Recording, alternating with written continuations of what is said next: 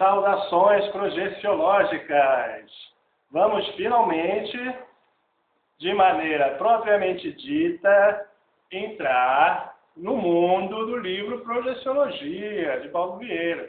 Já fiz aí a parte introdutória nos outros vídeos, agora a gente vai passar aqui para as partes do livro, né? Que são várias partes, são vários livros, não só. Mas antes eu vou falar aqui dessa versão da edição de 1990, que ainda é a versão antiga. Para eles, da projeciologia, é uma versão antiga. Mas para mim é a melhor versão. O livro ele surgiu em 1986, então até 1990, que é esse livro aqui que eu tenho, que já é a terceira edição, então até essa terceira edição, a linguagem do livro é uma linguagem espiritualista, generalizada, muito mais fácil para quem é leigo, está querendo aprender sobre projeciologia, que fala em desencarnados, fala em desencarnados, corpo energético, fala de coisas que todo mundo conhece, até mesmo a comunidade científica, que eles querem tanto sensibilizar, se interessaria por um livro desse, de linguagem mais simples, né, de âmbito geral. Porque se pegar um livro atual, acho que a partir de 94, já começa com aqueles termos conscienciológicos, com os neologismos, falam muito em morexis, seriexis, e uma série de exes e outras coisas que nomes que dão medo. A pessoa tem que ficar indo lá no glossário o tempo todo, traduzindo o que aquilo quer dizer. É uma perda de energia, um desgaste mental desnecessário. Então, eu lamento porque, para vocês adquirirem um livro desse aqui que eu tenho, acho muito difícil. Então, vai adquirir um livro recente mesmo, dessa versão mais parafernálica, né, dessa linguagem toda em volta de um fenômeno que é simples, que é só a gente deitar e toda noite a gente sai do corpo, só não lembra. É uma coisa simples, né, mas que fazem os adereços em torno e quem chega de fora não consegue entender muito bem logo de cara, né? Você precisa entrar, precisa passar um tempo com essas pessoas para poder entender melhor, e nem todo mundo quer isso, nem todo mundo quer ficar lá o tempo todo junto deles. A gente quer aproveitar o que eles têm de conhecimento. Então não existe dentro da projeciologia, desse grupo, né, do Instituto, um trabalho voltado para uma linha popular, né, de grande público, para atingir a massa.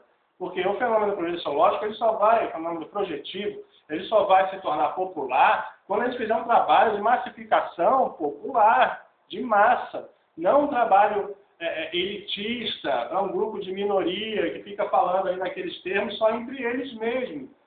Entende? Então, infelizmente, quero dizer isso para vocês.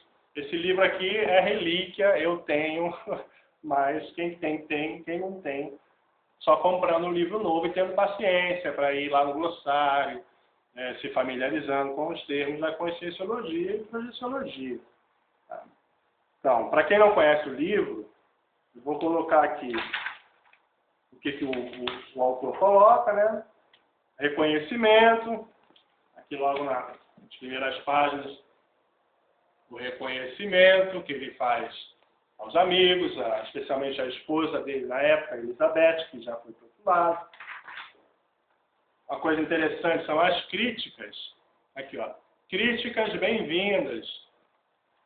Ou seja, ele nos incentiva a ler o livro dele de maneira crítica, de maneira consciente, rabiscando todo o nosso volume, dobrando folha, fazendo orelha, sabe? E ele diz que se a gente enviar, na época lá, né, numa caixa postal, enviar para uma caixa postal o livro todo trabalhado, que ele mandaria um livro novo, de volta, um novo exemplar, novo em folha, com os agradecimentos dele, ou seja, nossos apontamentos de alguma omissão que ele tenha feito, de algum deslize, uma informação incorreta, ou a forma do texto, para ficar melhor explicado, seria melhor dessa forma. Quer dizer, o autor, ele é aberto a críticas construtivas, nada de crítica para denegrir a imagem do trabalho, né? A pessoa que passa ali anos, às vezes décadas, fazendo um trabalho, por causa de uma informação ou outra, né? Tem um neguinho que chega aí, branquinho também, que chega aí e fala, pô, caraca, o cara falou isso, não sei o quê, pô, que isso, cara, o ser humano é falho, não vai invalidar todo o trabalho de anos por causa de uma coisa que ele falou, ou isso, ou aquilo, ou duas coisas, ou meia dúzia de coisas, isso aí não importa, isso é irrelevante. Então, vamos lá. mostrei aqui a ideia, né, que eu coloco para a gente. Aí o livro, ele é todo por partes. Cada parte do livro, deixa eu ver quantas partes tem. Aqui, 5, 7, 8, 10. Isso é grande. São 15 páginas só de índice. Aqui 17 partes. O livro é dividido em 17 partes. E cada parte dessa com vários capítulos. Cada parte dessa com dezenas de capítulos. A primeira parte é Bases da Projeciologia. Ali vem falando de definição da projeciologia, o histórico da projeciologia, desde a época antiga, medieval, e época moderna, contemporânea. Vai falando de várias relações da projeciologia com as ciências, em dia, hoje, a sociologia, a psicologia. Depois ele passa para os fenômenos da projeciologia. São dezenas também. Não só fenômenos relacionados à projeção, fenômenos diversos, né, de várias áreas, fenômenos relacionados ao nosso psiquismo, como clarividência viajoura, autoscopia interna e externa, que é a capacidade que a gente tem de ver internamente o próprio corpo ou externamente o próprio corpo, a parapirogenia projetiva, que são os fogos que surgem do nada, né? Você está andando no extrafísico, surge fogo do chão, assim, na dimensão extrafísica, do nada. Então, são coisas que a gente tem que saber, porque se você vai fazer projeção consciencial, lúcida, ou pretende fazer, tem que conhecer que existe já de fenômeno catalogado. Por exemplo, o fenômeno da parateleportação humana. A pessoa está andando na rua, de repente some, do nada. Pode estar conversando com você, a pessoa some na sua frente. Você fala, nossa, o que foi isso? Só fica o restante, permanece as cinzas da roupa da pessoa. Né? A roupa dela vira cinza, o corpo sumiu. E isso demonstra que é de o fenômeno ele precisa de uma temperatura muito elevada para que possa ocorrer. Sai fumaça. Isso acontece.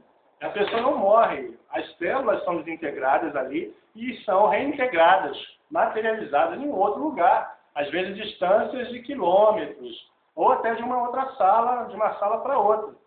Sabe? Em cômodos ali, próximos. E não há ainda explicação por que ocorre esse fenômeno. Mas que ocorre, ocorre. A pessoa que passa por ele não se lembra.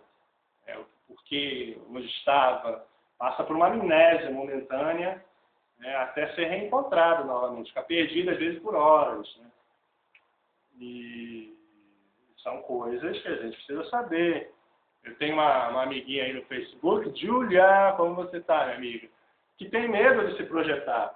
Mas, a partir do momento que a gente conhece, Julia, os fenômenos, a realidade extrafísica, pelo menos na teoria, com o conhecimento, a gente vai perdendo medo, vai tendo mais segurança, e você vai acompanhando esses vídeos, espero que você acompanhe.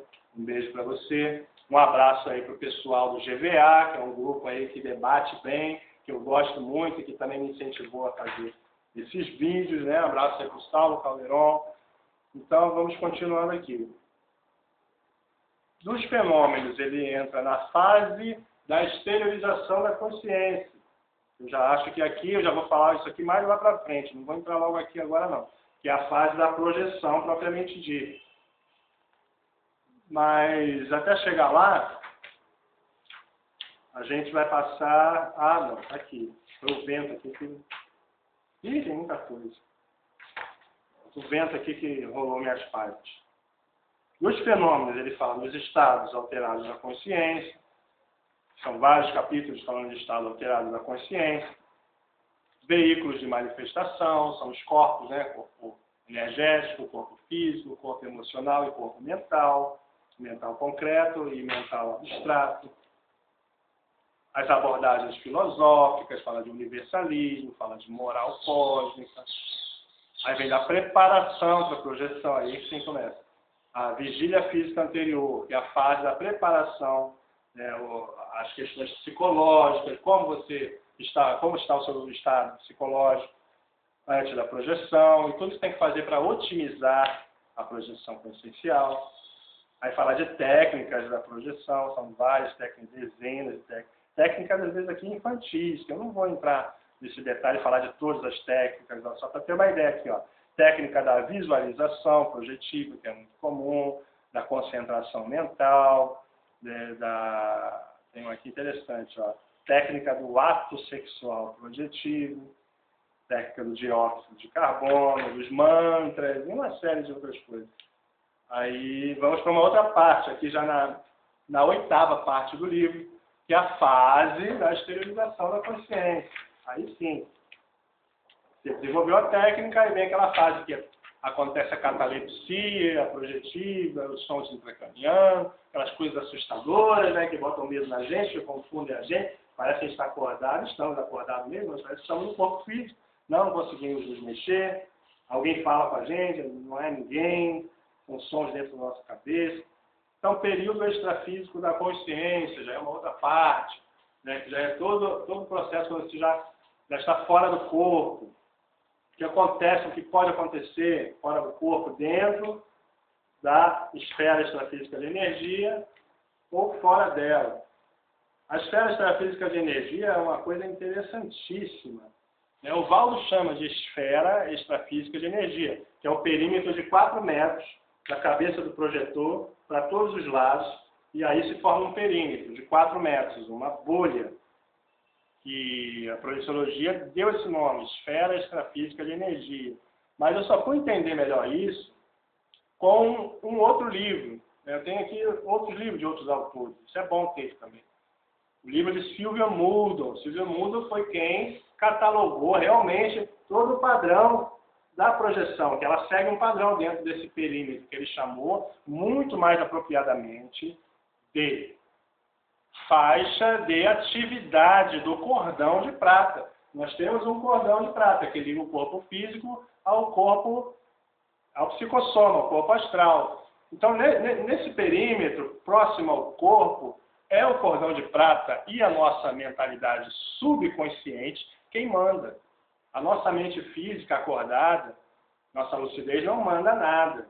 Então é necessário que a gente relaxe, a gente dê alguns comandos e espere para que essa força subconsciente e o cordão de prata, que tem uma força ali descomunal, você vai girar, você vai ficar, às vezes, sem enxergar nada, fica tudo escuro, não consegue se mexer, a gente vive brigando. Eu brigava muito também nessas horas, e corpo pesado, né? Às vezes gerações de que a gente quer correr e não consegue sair do lugar. Tudo isso é uma atividade extrafísica dentro dessa esfera extrafísica de energia. Então nós precisamos sair desse perímetro de 4 metros para que a nossa mentalidade fique clara, possamos enxergar, sentir e que tenhamos os movimentos, para que tenhamos os movimentos livres, sem a atividade do cordão de prata. É como se ele estivesse bem forte, né, bem grosso dentro dessa faixa, e assim que a gente sai dessa faixa, ele diminui a força e passa a ser uma tênue linha que lembra muito um fio de teia de aranha, muito fino, muito tênue. E aí podemos participar das dimensões extrafísicas, que é uma outra parte do livro, que é as relações da consciência já projetada, né, em outros ambientes, a relação com outras consciências. Aí falamos da fase da interiorização, que é a volta, o que acontece. Aí aqui na volta, a gente tem que relatar, né? Nada de relatar a sua experiência de uma forma literária, muito filosófica, colocando as meninas gostam muito de colocar florzinha em tudo, né? Frufru, mimimi, nada disso. Isso tem que ser um relato sério, uma experiência séria, né? Informativa, com um cunho mais de informação mesmo, uma literatura jornalística, ou seja, uma redação jornalística, isso que eu quero dizer. Não fique inventando que passou, ou relatando coisas que você passou ali e viu um jardim florido, lindo, maravilhoso. O que isso vai adiantar? Você vê um jardim lindo, florido, maravilhoso, cheio de energia. Não vai adiantar relatar isso, não tem utilidade alguma. Tem utilidade você sair do corpo, estudar o cordão de prata, colocar a mão nele, ver que ele pulsa, que é aqui mesmo, atrás aqui da medula, que ele se localiza, não é no chakra umbilical, que ele se localiza nem no chakra esplênico, do plexo solar, não é ali. Embora tenha alguns liames energéticos aqui no plexo, mas o cordão de prata, quando se afasta totalmente do corpo físico, ele se concentra, todos esses liames do corpo vão se afunilando e se concentrando tudo aqui, na cabeça. Bom, já falei mais ou menos aqui de como é o livro, as suas partes, da parte do retorno, dos relatos que a gente tem que fazer, da rememoração, o que a gente tem que fazer para rememorar, os fatores positivos da rememoração, tudo isso eu vou falar. Estou fazendo esse vídeo aqui agora para colocar para vocês mais ou menos os tópicos, né? O que vai ser abordado nesses vídeos que eu estou fazendo aí. Fala do projetor e os tipos de projeção, que existem vários tipos de projeção, projeção cega, a projeção sonora, a projeção forçada, a projeção dupla, relações da projeção consciente, que é muito interessante, a projeção consciencial, né, a relação que tem com os anestésicos, com os alucinógenos, com o parto, uma série de outras áreas da vida humana que a projeção consciencial tem em relação. E no final ele fala aqui de abordagem científica, ele quer argumentar, né, uma série de argumentos, aqui, hipóteses do autor, que quer estabelecer a projeciologia como sendo uma nova ciência.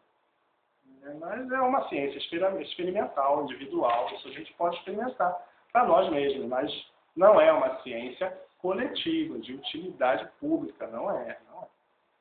Não tem como provar. Esse é um fenômeno subjetivo, sempre será subjetivo. Ainda é. Não será não, mas acho que por um bom tempo vai ser. Aí, no final aqui tem as cartas abertas, cartas aos leitores, cartas aos céticos, cartas aos parapsicólogos, aos projetores. No final, a bibliografia, esclarecimento de bibliografia. Ou seja, são 475 capítulos. Não vai dar para eu me concentrar em cada um deles assim na íntegra, então vou pegar um pouquinho de cada um. Exatamente como era feito lá no Instituto de Projeciologia. Você vai fazer um curso no Instituto de Projeciologia, o curso é baseado nesse livro, mas você não vai estudar todo o livro. Não tem como passar. Então, esses pontos principais são importantes para que a gente possa aprender a induzir a projeção consciencial. Eu, por exemplo, tive um medo danado quando tive a minha primeira experiência com os eventos projeciológicos, foi lá nos meus 16 anos, a tal da catalepsia projetiva, né? Que a gente acorda no meio da noite, não consegue se mexer, e vem 4 sons combinados na cabeça, sons de ventania, de sirene, uma série de outros sons assustadores, de vento, e o quarto fica todo iluminado, e a gente não consegue se mexer. Nessa hora a gente apela para tudo que a gente sabe de santo, né? A gente acha que tem alguém ali pressionando o nosso corpo. Aí você pensa em Satanás, você pensa no demônio, você pensa em uma série de coisas, começa a rezar, lembrar de todos os santos que você conhece. É muito engraçado, mas é muito assustador. Então eu achei que aquilo ali eu nunca teria uma explicação, porque foi algo muito real, muito marcante. E eu só vim saber realmente o que aconteceu 5, 6 anos depois, com a projeciologia. Não existia internet. Hoje em dia a molecada aí, a garotada, tem internet, tem um acesso aos conhecimentos projeciológicos assim, instantaneamente. Eu não tive, eu tive que buscar muito, esperar muita informação chegar até mim. Eu fui atrás. Pensa que eu fiquei parado, não. Uma vez eu assisti uma entrevista do Valdo na televisão, nossa, uma entrevista rara, lá na TV Educativa, aqui no Rio, Canal 2 na época. E ele falava sobre saída do corpo. Eu olhei para ele e falei, nossa, eu preciso achar esse cara. E fiquei, perguntava, ia nos centros espíritas, perguntava, e falava, o Valdo é obsidiado, não entra nessa não. E eu não sosseguei enquanto não achasse o Valdo. Acabei achando. Alguém achou para mim, né? Alguém achou para mim. A senhora, olha aqui o que você queria. Veio uma pessoa, minha mãe, chegou e falou assim, Ricardo, o que você queria? Está aqui, telefone. Ela viu um adesivo num carro, um para-brisa de um carro, um para-brisa traseiro de um carro. Olha só, os canais de comunicação para a gente chegar. Olha o que eu demorei. Demorei aí, desde que eu tentei, que eu vi o Valdo na televisão, comecei a buscá-lo, foi pelo menos aí uns 6 meses para eu conseguir ter essa informação de telefone no Instituto de Politologia e chegar lá. Isso foi em 1990. Vai fumaça, né? São 14, são 24 anos. 24 anos. Então tá, gente, é isso. Na próxima, a gente entra aqui em bases da projeciologia.